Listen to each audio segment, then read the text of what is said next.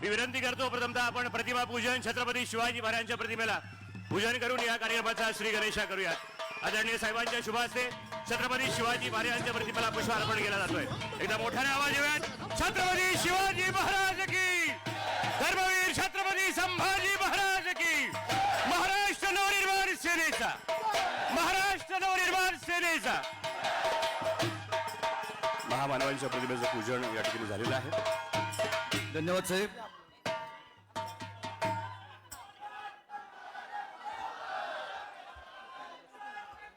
यानंतर सदानंद मोरे सरांचा इथे सन्मान होणार आहे। सदानंद मोरे सर मराठी लेखक, कवी, नाटक कीर्तनकार। मी राजसाहेब ठाकरे यांना विनंती करतो की साहेब आपण डॉक्टर सदानंद मोरे यांचा सत्कार करावा।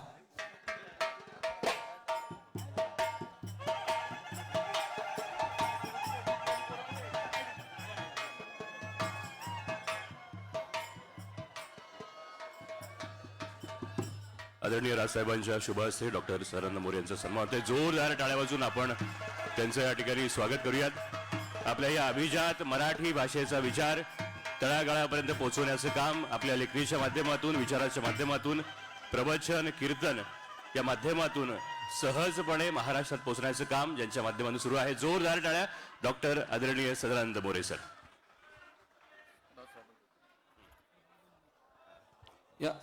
यानंतर सन्माननीय राजसाहेब ठाकरे यांचा सत्कार शहराध्यक्ष सचिन चिखले व शहर कार्यकारी यांच्यातर्फे होणार आहे। तर मी सर्वांना विनंती करतो की साहेबांचा सत्कार करण्यासाठी आपण इथे उपस्थित राहायचं।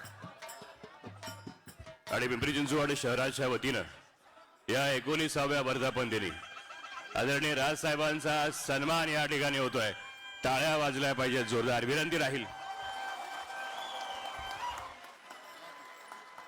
तमाम मनसैनिकांच्या साक्षीनं फोटोग्राफर दादा समोर प्रेस सुद्धा आहे, प्रेसला पण फोटो घ्यायचे। आपण थोडं एक अँगल द्या, त्यांनाही फोटो घेता येतील।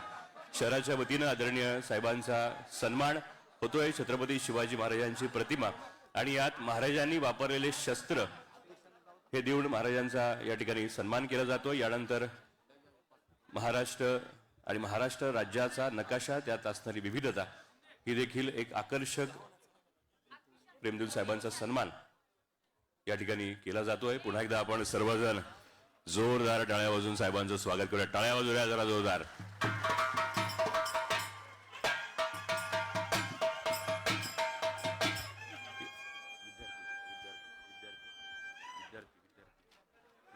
यानंतर मी महाराष्ट्र नवनिर्माण विद्यार्थी सेनेचे अध्यक्ष तथा नेते अमितजी ठाकरे साहेब यांचा सत्कार करण्यासाठी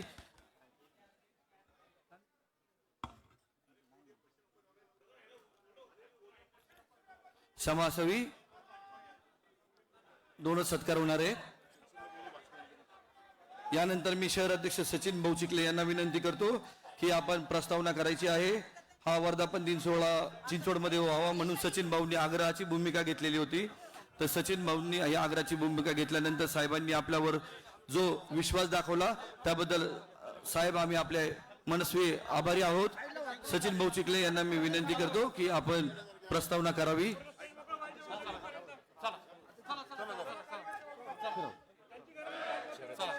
सचिन भाऊ चिखले।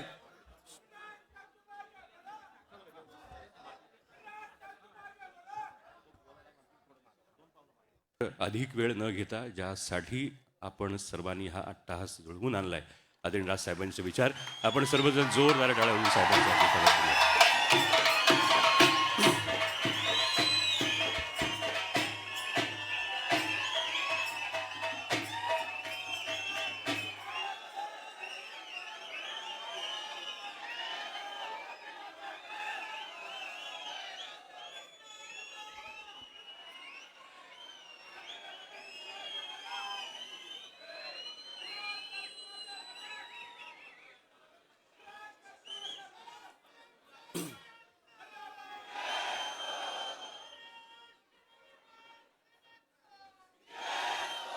एकोणीसाव्या पक्षाच्या महाराष्ट्र नवनिर्माण सेनेच्या वर्धापन दिनाला अडकेल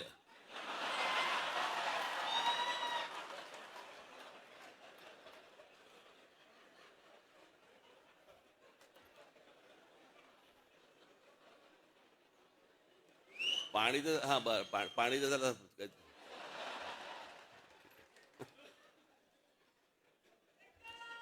बस रे आता.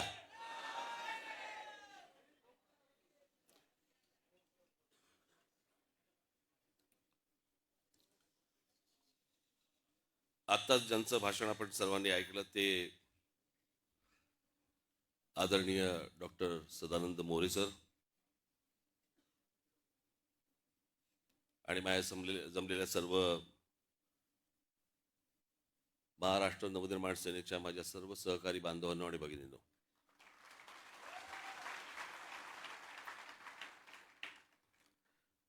मी आज काय फार बोलणार नाहीये जास्ती, कारण परत एक 20 दिवसावरती आपला गुढीपाडव्याचा मेळावा आहे.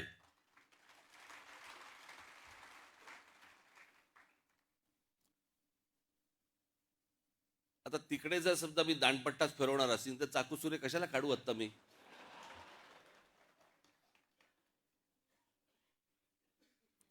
आज मी आलोय तुम्हाला सर्वांना मनपूर्वक शुभेच्छा द्यायला आणि खास करून मी मोरे सरांनी आत्ताच्या परिस्थितीवरती आपल्याशी बोलावं, महाराष्ट्राशी बोलावं. मी अजूनही मी महाराष्ट्रात काही ठिकाणी मी त्यांची व्याख्यानं ठेवणार आहे. आजच्या या सगळ्या परिस्थितीवरती जी महाराष्ट्राचा जो चिखल झालेला आहे आणि तो निव्वळ फक्त राजकारणासाठी आणि राजकीय फक्त मतं मिळण्यासाठी म्हणून तुमची आपापसात डोकी फोडून घेतायत, आग लावतायत आणि हे आमच्या लोकांना समजत नाहीये. मोरे सरांनी अनेक विषय आता सांगितले. रामायण काळापासून त्यांनी अनेक गोष्टी सांगितल्या.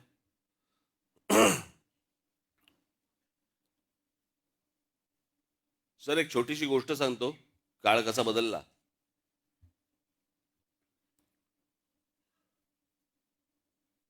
प्रभू रामचंद्रांना ज्यावेळेला वनवास झाला,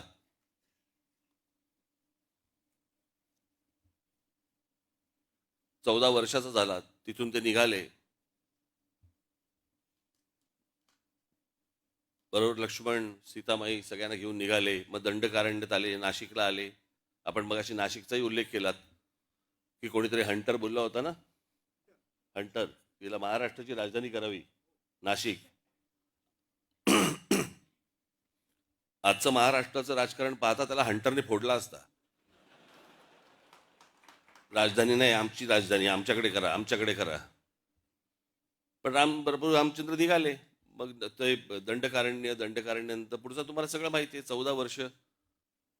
मग मध्ये रावण आला, मग सीतामाईला घेऊन गेला. मग प्रभू रामचंद्र आणि मग ते लक्ष्मण शोधत होते. शोधता शोधता त्यांनी ते वाली आणि सुग्रीव मिळाले आणि मग त्यांचं ते युद्ध झालं. मग पुढे हनुमान मिळाले. हनुमानाला घेऊन ते मग तिकडे गेले आणि मग तिथे तो सेतू बांधला. सेतू बांधून ते लंकेत गेले. लंकेत गेल्यावर त्या कुंभकर्णाला मारलं. मग कुंभकर्णानंतर रावणाला मारलं. मग रावणाला मारल्यानंतर सीतामाईला घेऊन ते परत अयोध्येला 14 वर्षानंतर परत आले. मध्ये तो त्यांनी एक सेतू बांधला.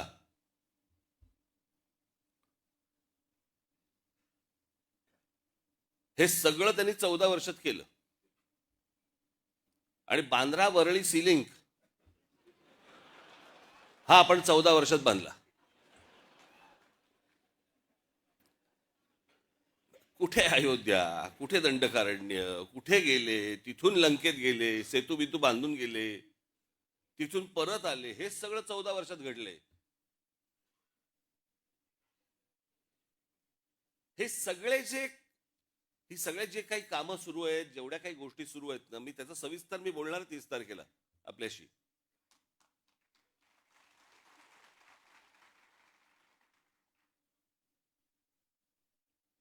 या सगळ्या गोष्टींकडनं तुम्हाला गुमराह करण्यासाठी म्हणून हे जातीपातीचे विषय आणि त्याच्यानंतर हे सगळं सोशल मीडियामधनं तुमची टाळकी भडकवणे, हे जाणून बुजून उद्योग सगळे सुरू आहेत.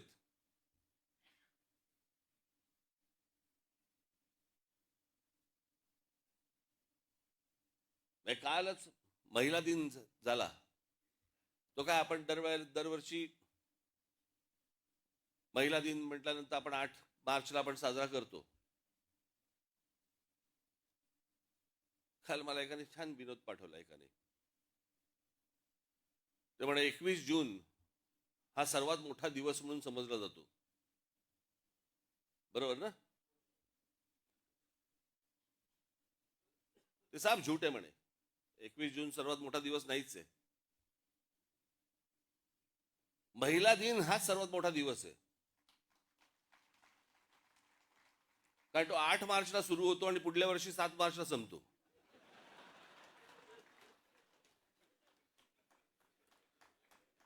ज्याची ज्याची लग्न झाली असतील प्रत्येकाला हे कळत असेल मी काय म्हणतोय ते.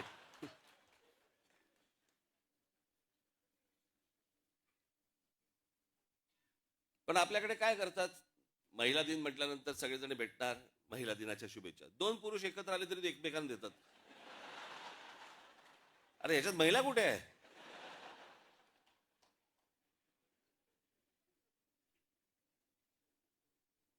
मागचा पुढचा काही विचार नाही, काही नाही, आपले बस शुभेच्छा.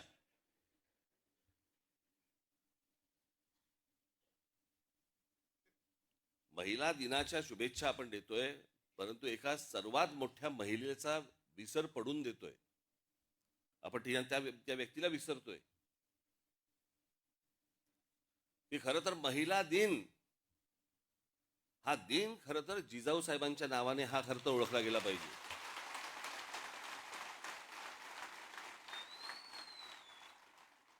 लहान असताना वडील कुठेतरी मोगलांकडे चाकरी करतायत हे ज्या मुलीला पाहवलं नाही, लग्न झाल्यानंतर आपला पती कोणाकडे तरी मोगलांकडे आहे हे ज्या मुलीला स्त्रीला पाहवलं नाही, जिने आपल्या पतीला बंड करायला लावलं, जिच्या मनात सुरुवातीपासून स्वराज्य नावाची गोष्ट ज्या महिलेच्या मातेच्या मनामध्ये होती, तिने आपल्या मुलाकडनं ते स्वराज्य घडवून आणलं. परंतु या सगळ्या इतिहासाच्या मागे एका स्त्रीचं मन होतं, एका महिलेचं मन होतं. ते आपण विसरतो. आज महाराष्ट्रामध्ये इतक्या महिला होऊन गेल्या. महाराष्ट्रात म्हणजे देशामधली पहिली डॉक्टर महिला डॉक्टर झाले त्या महिला जोशी, आनंदीबाई जोशी. आपण विचार करतो का या महिलांचा? इतक्या महिलांचं योगदान आहे आणि खास करून महाराष्ट्रातनं.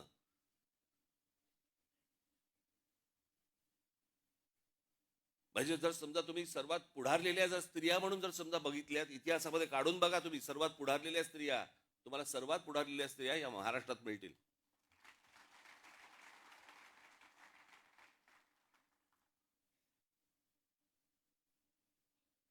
नुसत्या कसल्या शुभेच्छा देतोय आपण? त्यातनं आपण काही घेणार आहोत का? आपण काही त्यातनं विचार करणार आहोत का? आज पक्षाला 19 वर्ष पूर्ण झाली. ही 19 वर्ष आपली कशी गेली, काय गेली?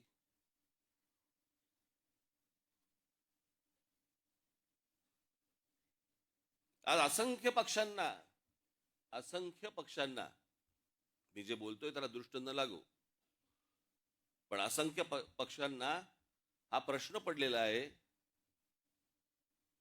की अरे ह्यांचे आमदार येऊन गेले, ह्यांचे खासदारकीला एवढी मतं मिळाली, नंतर ह्यांना इतके पराभव झाले, खासदारकीला पराभव झाले, आमदारकीला पराभव झाले, तरी या पक्षामधली माणसं सगळी एकत्र कशी काय राहतात?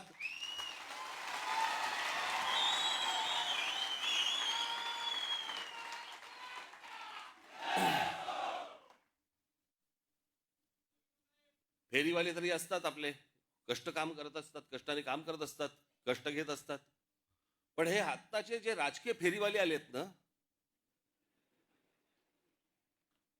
असे फेरीवाले माझ्या पक्षात नाही, आपल्या पक्षात नाही आहेत. आज या फुटपाथवर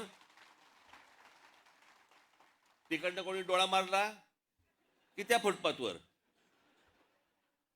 हे असले राजकीय फेरीवाले आपल्याला नाही उभे करायचे आहेत. आपल्याला जे बांधायचंय आपण खणखणीत दुकान बांधू, फेरीवाले नाही होणार.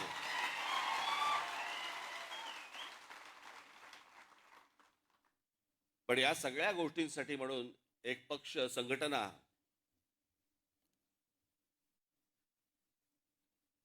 जी सगळ्या ठिकाणी आपली आहेच, पण ती मजबूत करणं जास्ती गरजेचं आहे.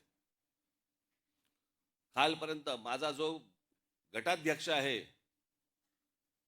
इथपर्यंत त्याला त्याच्या घरच्यांना पण वाटलं पाहिजे की नाही, माझ्या मुलाची काळजी घेतायत, त्याच्याशी कोणतरी बोलतायत. आणि म्हणून पुढच्या 2 दिवसामध्ये त्याला एक आत्ता आकार दिलेला आहे मी. थोडंसं मी त्याचं एक गोष्ट लिहून आणली होती, पण ती काही अख्खी नाहीये. हे इथे सगळे जेवढे बसलेले आहेत व्यासपीठावरती, माझ्या सकट प्रत्येकाचं काम काय, तुमच्या सकट खाली आपल्या महाराष्ट्र सैनिकासकट प्रत्येकाचं काम काय असणार, आणि ते दर 15 दिवसाला तपासलं जाणार.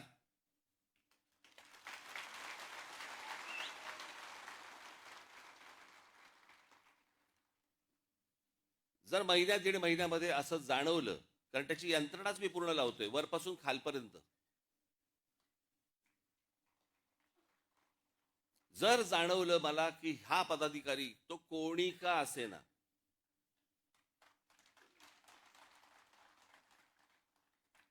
जर मला त्याच्यामध्ये काम चुकारपणा जर समजा दिसला,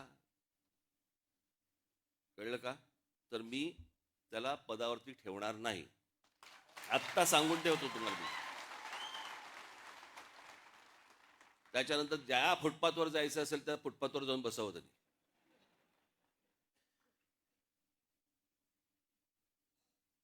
परंतु ती गोष्ट याच्या पुढे ती होणार नाही.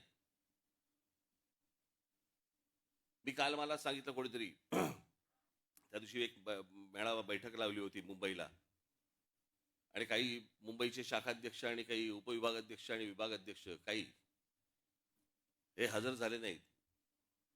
म्हणजे हजर झाले नाहीत, त्यांची हजेरी घेतली.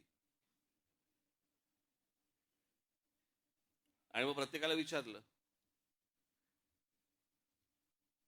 मग काय काय कारण, एक एक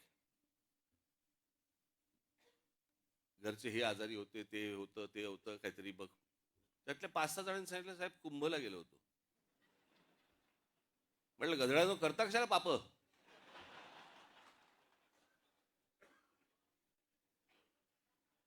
बरं, मी हेही विचारलं, आल्यावरती आंघोळ केलीस ना. हे आमच्या बाळा नांदगाव इथे त्या ह्याच्यातनं घेऊन आले, काय ते छोट्याशा कमंडलू मधनं पाणी घेऊन आले. म्हटलं हड, म्हटलं मी नाही पिणार.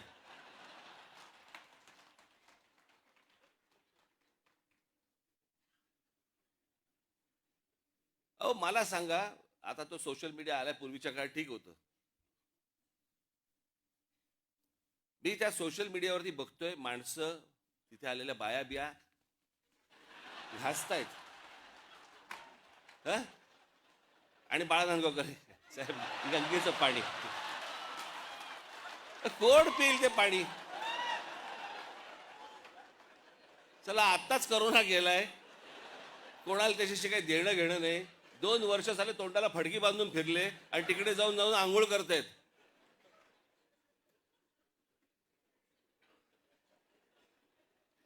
अहो मला माहिती आहे, मी कित्येक स्विमिंग पूल बघितले असे, जे सुरुवातीला उद्घाटनाच्या वेळेला निळे होते, हळूहळू हिरवे हिरवे व्हायला लागले. कोण जाऊन त्याच्यामध्ये मला सांगा पडेल त्याच्यात, त्यात गंगेत.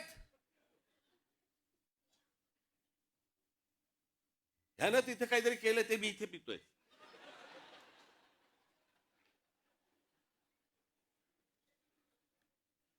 श्रद्धेला पण काय अर्थ आहे की नाही. एक नदी या देशामधली स्वच्छ नाहीये, एक नदी. आणि आम्ही काय नदीला माता. परदेशामध्ये आम्ही अनेकदा जातो, त्यावेळेला बघतो तिकडच्या नद्या स्वच्छ नद्या, ते काय तिकडे माता बिता म्हणत नाहीत, तरी नद्या स्वच्छ. आमच्याकडे सगळं पोल्युशनचं पाणी आतमध्ये, कोणी आंघोळ करतायत, कोणी कपडे धुतायत, काय वाटेल ते चालू आहे. राजीव गांधी असल्यापासून ऐकतोय मी, गंगा साफ होणार.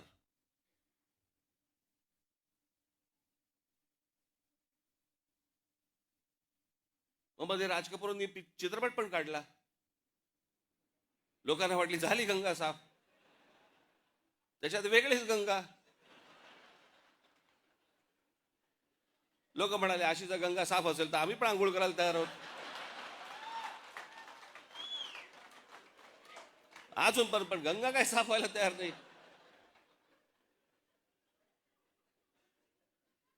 या सगळ्या श्रद्धा अंधश्रद्धेतनं बाहेर या जरा, सगळ्यातनं डोकी हलवा नीट.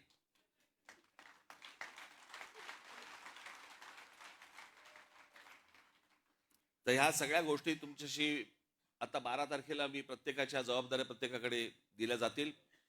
प्रत्येक पदाधिकारी त्यांच्या ज्या टीम्स असतील त्या तुमच्यापर्यंत पोहोचतील, तुमच्यापर्यंत येतील. सगळ्याच गोष्टी काही मला उघडपणे सांगता येणार नाहीत, येत नाहीत, येणारही नाहीत, कारण ही संघटनात्मक गोष्ट आहे आणि त्याच्यामुळे ही संघटनात्मक राहिली पाहिजे. त्याचे रिझल्ट हे निवडणुकीला आपल्याला बाहेर दिसले पाहिजेत. या दृष्टिकोनातनं ही सगळी रचना आपल्यासमोर लवकरच आणतो आहोत. मी सर्वांना परत एकदा 19 तारखेच्या 19 वर्ष झाली त्याच्या मी आपणा सर्वांना मी मनपूर्वक शुभेच्छा देतो. आणि आपण जमलेले सर्वजण आणि माझ्या महाराष्ट्रामधल्या प्रत्येक माझ्या महाराष्ट्र सैनिकांना मी विनंती करतो की येत्या 30 तारखेला गुढीपाडव्याच्या दिवशी जल्लोषात गुलाल उधळत आपण सर्वांनी शिवतीर्थावरती यावं अशी मी आपल्या सर्वांना विनंती करतो आणि आपल्या सर्वांची मी रजा घेतो. धन्यवाद. जय हिंद, जय महाराष्ट्र. आणि आदरणीय साहेब, या सर्वांच्या साक्षीने या ठिकाणी सांगतो की आम्ही फुटपाथवर बसणारे नाही. यानंतर राष्ट्रगीत आणि राज्यगीत होईल. राज्यगीत आणि राष्ट्रगीत. सर्वांना विनंती आहे आपण शब्द उभं राहूयात.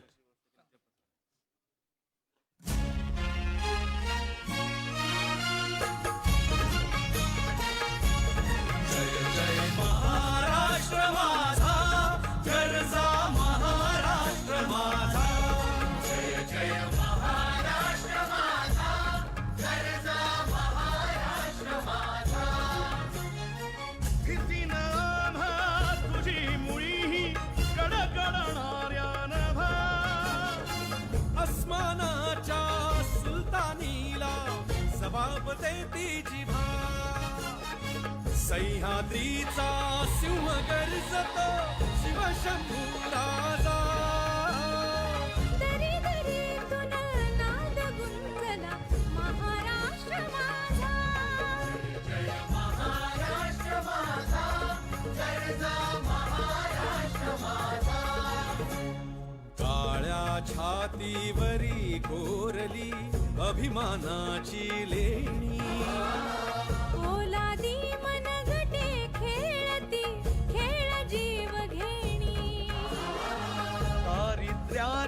उन्हात शिजला निधळाच्या घामाने भिजला. देश गौरवासाठी झिजला. दिल्लीचे ही दस्तराणी महाराष्ट्र माझा. जय जय महाराष्ट्र माझा, गरजा महाराष्ट्र माझा. जय जय महाराष्ट्र माझा.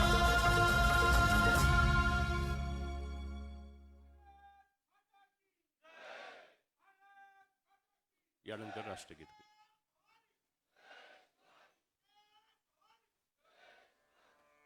राष्ट्रगीत सुरू.